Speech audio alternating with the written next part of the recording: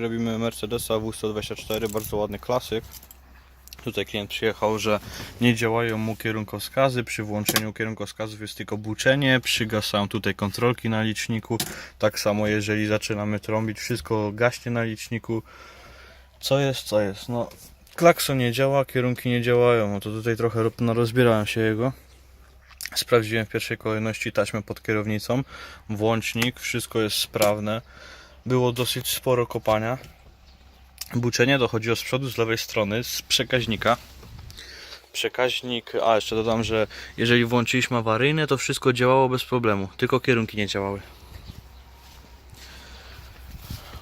Szukałem przyczyny w zwarciu, myślałem, że jakiś klakson robi zwarcie. Rozebraliśmy tutaj przekaźniki.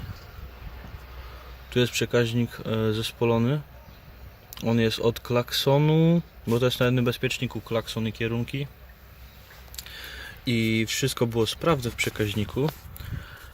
I po długim szukaniu okazało się, że tą przyczyną był bezpiecznik, ale bezpiecznik nie był spalony, tylko nie miał styku. Wystarczy, że nim poruszałem lewo-prawo i wszystko zaczęło funkcjonować, wszystkie kierunkowskazy, klakson, wszystko wróciło, więc morał z tego taki, że najlepiej w starszym Mercedesie po kolei kupić sobie nowe bezpieczniki, po kolei wyciągać, papierem ściernym czyścić, szprajem do kontaktu psiknąć i wszystkie nowe pozakładać, bo nam potem się dzieją jaja w elektronice, a patrzy, jeżeli ktoś szuka jakieś usterki, patrzy bezpiecznik cały, szuka dalej, tak jak ja. No a niestety tutaj winą był właśnie bezpiecznik, który nie stykał. Jeżeli się film komuś przyda, no to łapka w górę.